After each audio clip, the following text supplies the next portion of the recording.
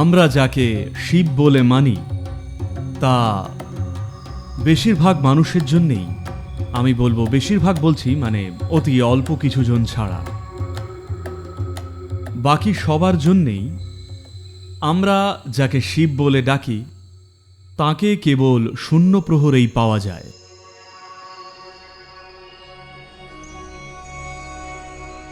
এই সময়টা হলো ঠিক মধ্যরাত্রি, অন্য কোনো সময় নয়।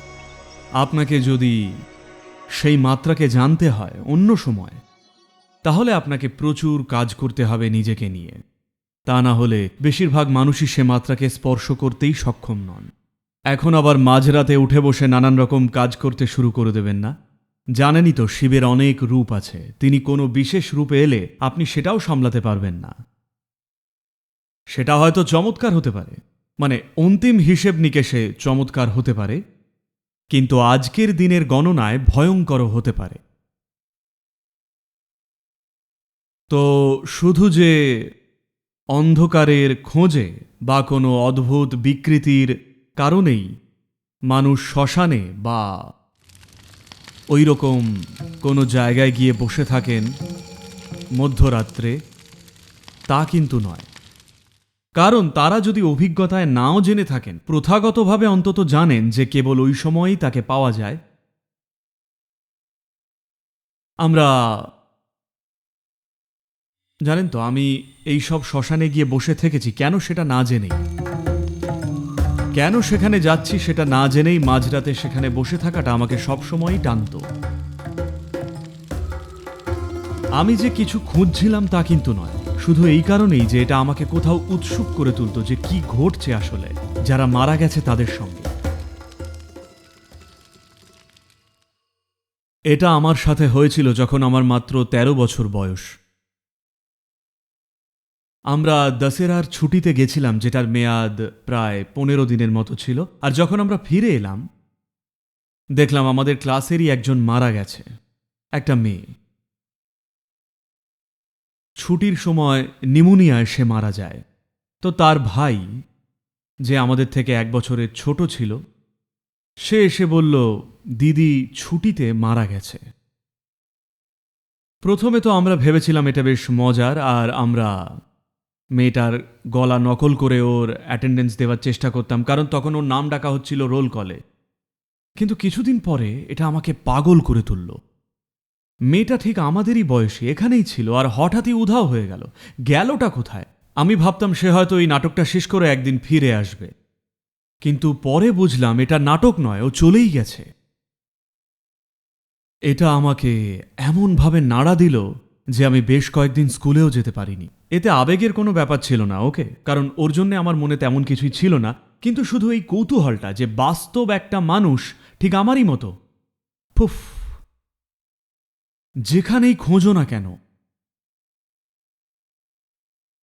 তাই আমি সত্যিই জানতে চাইছিলাম যে আসলে কি ঘটে। এটা আমার মাথা খারাপ করে দিচ্ছিল এই জানতে চাওয়াটা। তো আমি ভাবলাম গিয়েই দেখব নিজেই, কারণ আমি এইরকমই, আমি সবকিছু নিজের চোখেই দেখতে চাই। তো আমি গেলাম আর তদন্ত শুরু করলাম আমার বাবার ওষুধের বাক্সে। আর হাতে পেলাম বারবিচুরেটসের একটা শিশি। ওগুলো সব বের করে নিলাম, শিশিটা খোলাই ছিল। গুনে দেখলাম ৯৮টা বড়ি আছে। তারপর আমি একটু ঘুরিয়ে খোঁজখবর নিলাম যে ঠিক কতগুলো লাগতে পারে। ওরা জানালো যে একজন প্রাপ্তবয়স্ক মানুষ ৩০টাতেই ২৫-৩০টা বড়ি খেলেই মারা যেতে পারে। ভেবে দেখলাম আমার তো মাত্র ১৩ বছর, ৯৮টা বড়ি যথেষ্টই। তো আমার প্রচুর সম্পত্তি ছিল, অনেক কিছু, বুঝলেন। আমি আর সেগুলো বলছি না কি কি। আমি সেসব আমার বন্ধুদের মধ্যে বিলিয়ে দিলাম, আর কয়েকজনকে বললাম জানিস তো আমি যাচ্ছি, আমি দেখতে চাই আসলে ব্যাপারটা কি। ওরা ভাবলো আমি মজা করছি, ওরা তো খুব খুশি, সব দিয়ে দিচ্ছি। ওরা ভাবলো একটা পাগল আবোল তাবোল বকছে। তো আমি বাড়ি গেলাম, আর আমি জানতাম যে খালি পেটে থাকলে ভালো কাজ হবে, তাই আমি রাতের খাবার খেতে অস্বীকার করলাম, বললাম যে পেট ব্যথা করছে, আমি কিচ্ছু খাবো না। আর আমি ৯৮টা বারবিচুরেট গিলে ঘুমোতে চলে গেলাম।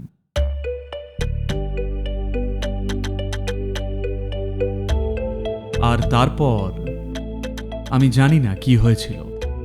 3 দিন পর অল্প চোখ মেলে তাকালাম, আর আমি স্বর্গ নরক বা অন্য কোথাও ছিলাম না।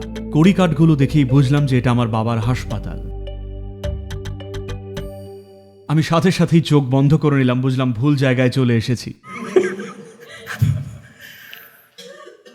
3 দিন ধরে ওরা আমাকে সব ধরনের স্টামাক ওয়াশ দিয়েছে, আর আমাকে স্যালাইনে রেখেছিল, আর যা যা করা সম্ভব সব করা হয়েছিল, কিন্তু আমাকে কিছুতেই যেতে দেয়নি। 3 দিন পর এত কিছুর পরেও আমি কিছুই জানতে পারলাম না, শুধু এই যে 3 দিনের জন্য আমি ব্ল্যাঙ্ক হয়ে গেছিলাম আর ছিলাম হাসপাতালের বিছানায়।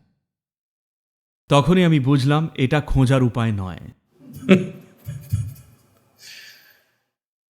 তো মৃত্যুর পরে কি হয়, এরপর আমি প্রচুর সময় কাটাতে লাগলাম শ্মশানে এরই খোঁজে। লোকজন আমাকে বলতো এখানে ভূত আছে, এই হবে সেই হবে। যেই জায়গাটাকে ওরা ভুতুড়ে বলতো, আমি সেই রাতেই সেখানে গিয়ে ঘুমোতাম। তারা বলতো আজ বোধহয় এলো না। একজন বলল সে নাকি প্রতি অমাবস্যায় গিয়ে রক্ত খাওয়ায় ভূতকে, আর সে আমাকে দেখালো যে কেটে কেটে তার আঙুলগুলো পুরো ক্ষয়ে গেছে প্রত্যেক দিন ভূতকে রক্ত খাইয়ে। আমি তার সঙ্গে প্রত্যেকটা অমাবস্যাতেই যেতাম, কিন্তু সেই অমাবস্যাগুলোয় ভূত আর আসতো না। আমি সব জায়গায় খুঁজতে গেছি, সব রকম জিনিস। আরেকজন লোক ছিল কালো পোশাক পরা, সে আমাকে, বুঝলেন তো, সে আমাকে তার বেশ বড় সড়ো এক আস্তানায় নিয়ে গেল, একটা দেউলের মতো, যেখানে সারি সারি বোতল, সব ছিপি আটা আর কালো কাপড় দিয়ে ঢাকা। সে বলল যে সে ভূত বন্দি করে রেখেছে এই সব কাঁচের বোতলগুলোতে। আমি তার সঙ্গে বন্ধুত্ব পাতিয়েছিলাম তার একটা বোতল চুরি করব বলে, কিন্তু সে ভীষণ সতর্ক ছিল, আমাকে একটা বোতলও নিয়ে যেতে দেয়নি। কিন্তু কোনো বোতল থেকেই একটাও ভূত বেরিয়ে আসেনি, বুঝলেন। তারপর আমি শ্মশানে গিয়ে বসতাম এই আশায় যে এখানে নিশ্চয়ই থাকবে, বুঝলেন। আমি একদম সদ্যমৃত কাউকে দেখতে চাইতাম, যাতে ঠিক যখন পোড়াবে তখন ভূত বেরিয়ে আসবে। কোথায় সেই ভূত আমি দেখতে চাই। তো ওরা বলতো যে যদি গাছে পেরেক পোঁতা যায় রাত 12টার সময় তবে সে আসবে। আমি রোজ গিয়ে ওই গাছটাতে পেরেক পুঁততাম, ঘড়ির দিকে তাকিয়ে থাকতাম, আর ঠিক 12টা বাজলেই টুক টুক টুক, কিচ্ছু আসতো না।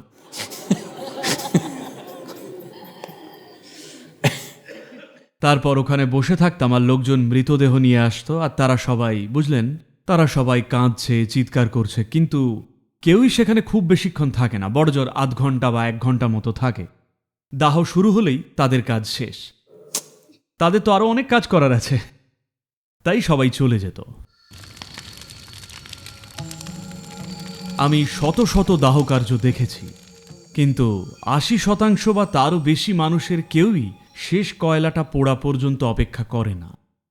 চিতা জ্বলতে শুরু হলে ওখানেই দাঁড়িয়ে থাকে, তারা কাঁদে, ঘড়ির দিকে তাকায়, চলো যাওয়া যাক, যাই এবার, রওনা দিই। কারণ কখনো কখনো চিতা 5-6 ঘন্টা 7 ঘন্টা ধরে জ্বলতে থাকে। তাই আধ ঘন্টা 45 মিনিট, মানে অল্প কিছুটা সময় তারা ওখানে দাঁড়িয়ে থেকে চলে যাবে, দেহটা পুরোপুরি জ্বলে উঠলে। কিন্তু দেহের শুধু বাইরের অংশটাই মাংস, ভেতরের মূল কাঠামো, যে কারণে আপনি এই রূপে এখানে বসে আছেন, সেটা হলো হাড়, কঙ্কালতন্ত্র। এই কঙ্কালের মধ্যে যেটা সবচেয়ে সহজে পুড়ে যায় সেটা হলো শিরদাঁড়া, কারণ এর খুব সামান্য অংশই হাড়। আর শুধু তাই নয়, এখানে একটানা হাড়ও নেই, শুধু হাড়ের মাঝখানের ওই লিগামেন্ট ইত্যাদি যা কিছু আছে সেগুলো পুড়ে গেলেই এটা খুলে ছড়িয়ে যায়।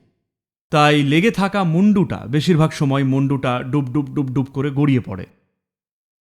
না, ওটা কোথাও যাওয়ার চেষ্টা করছে না, শুধু এই কারণেই যে ওটা চিতায় এমনভাবেই রাখা, কাঠগুলো পুড়তে পুড়তে ওটা খসে পড়তে শুরু করে। আর হাত পা ওই রকমভাবে গড়িয়ে পড়ে না, শুধু মুন্ডুটাই গড়িয়ে পড়ে। তো আমি সবসময় একটা লাঠি দিয়ে তুলে আবার জায়গা মতো রেখে দিয়ে আসতাম, কারণ ভূতটা যদি মাথার মধ্যেই থাকে আমি চাইতাম ওটা বেরিয়ে আসুক, কিন্তু কিচ্ছু আসতো না। তো কেউই ওখানে থাকতে চায় না যখন এই সব ঘটতে থাকে, কারণ একটা ব্যাপার হলো তারা হয়তো সেই মানুষগুলোকে ভালোবাসতো যখন তারা বেঁচে ছিল। আমি ধরে নিলাম তারা সত্যিই ভালোবাসতো। তা সত্ত্বেও একবার মারা গেলে তারা আর সেটা নিয়ে পড়ে থাকতে চায় না, আর মৃতদেহ নিয়ে তাদের ভয়ের মাত্রাটা একেবারে অকল্পনীয়। আমি আমার এক বন্ধুকে নিয়ে গেছিলাম একটা মর্গে, মাইসোরের যক্ষা স্যানিটোরিয়ামে। আপনাদের দেখা উচিত সমাজের 90% মানুষের মধ্যে কি মাত্রায় ভয় কাজ করে মৃতদেহ নিয়ে। মৃতদেহ কখনো উঠে দাঁড়িয়ে আপনাকে লাথি মারেনি বা পেটায়নি বা ধর্ষণ করেনি বা এরকম কিছুই করেনি, এমন একটাও ঘটনা নেই। হ্যালো, একটাও না। কিন্তু প্রত্যেকেই মৃতদেহদের নিয়ে আতঙ্কিত। জীবিত যারা, তারা আপনার ক্ষতি করতে পারে, মৃতরা কখনো কারোর ক্ষতি করেনি, কিন্তু সবার এক অযৌক্তিক মাত্রার ভয় কাজ করে। কারণ মূলত এটা তাদের নিজেদের মরণশীলতার কথা মনে করিয়ে দেয়, যার মুখোমুখি তারা হতে চায় না। আমি নিয়ে গেছিলাম, জানেন তো, আমার বয়স তখন সম্ভবত 19 হবে। ততদিনে আমি এরকম অনেক কিছুই দেখে ফেলেছি। তা সেই বন্ধুটা বেশ স্বাভাবিক একটা ছেলে, ওই ভীতু ছেলেদের মতো নয়, সে বেশ শক্তপোক্ত আর বেশ ভালো। তো আমরা ভেতরে গেলাম, কারণ আমাদের একজনকে শনাক্ত করতে হতো, একজন মৃত ব্যক্তিকে। তা আমি ওকে ভেতরে নিয়ে গেলাম, কেয়ারটেকার দরজা খুলে দিল। আমরা ভেতরে ঢুকলাম, বোধহয় প্রায় 12 থেকে 13টা মৃতদেহ রাখা ছিল, তাই আমাদেরকে খুব কাছ থেকে দেখতে হতো। আপনারা বিশ্বাস করবেন না যে ও যেভাবে ভয় পেয়ে উঠল, আমার তো মনে হয়েছিল মারাই যাবে। ও এতটাই ভয় পেয়েছিল, আক্ষরিক অর্থেই যেন ওর ভেতর থেকে সব বেরিয়ে আসছিল, এতটাই ভয় পেয়েছিল ওই মৃতদেহগুলো দেখে। ওগুলো স্বাভাবিক মৃতদেহ ছিল, আমি বলছি সেগুলো বিকৃত, পচা বা ওইরকম কিছুই ছিল না, স্বাভাবিক মৃতদেহ। হ্যাঁ, মর্গে তো একটা গন্ধ থাকেই। খুব কাছ থেকে মানুষ এটা সহ্য করতে পারে না, তাই সহজাতভাবেই সবাই ওখান থেকে চলে যেতে চায়। যখন আমি নিজের ভেতরে তাকালাম, দেখলাম ভূতটা আমার ভেতরেই, আর যেখানেই দেখেছি কোথাও পাইনি।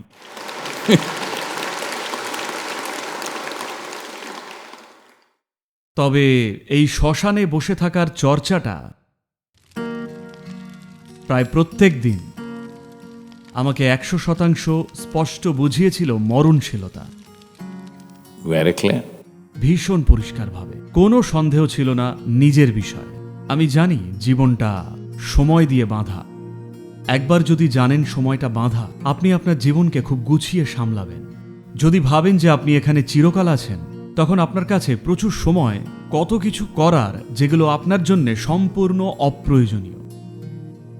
ঠিক এখন কত ধরনের অপ্রয়োজনীয় কাজ করা হচ্ছে, এত সব অপ্রয়োজনীয় কথা, অপ্রয়োজনীয় কাজ, অপ্রয়োজনীয় ভূত তৈরি করা হয়েছে শুধু এই কারণে যে আপনি ভাবেন আপনি অমর। যদি নিজের অভিজ্ঞতায় জানতেন যে আপনি মরণশীল, এই যে এখানে বসে আছেন কিন্তু হাত গলে বেরিয়ে যাচ্ছে আপনার জীবন, তাই না? হ্যাঁ কি না? বসে থাকতে থাকতেই জীবন ফুরিয়ে যাচ্ছে। যদি এটা সম্পর্কে সচেতন হতেন, তাহলে কারোর সঙ্গে ঝগড়া করার বা আজে বাজে কাজ করার সময় কি আপনার থাকতো না? যেটা সত্যিই গুরুত্বপূর্ণ শুধু সেটাই করতেন। যদি প্রতিটি মানুষ তাই করত যা তাদের কাছে গুরুত্বপূর্ণ, তাহলে এই পৃথিবীটা একেবারেই অন্যরকম একটা জায়গা হতো।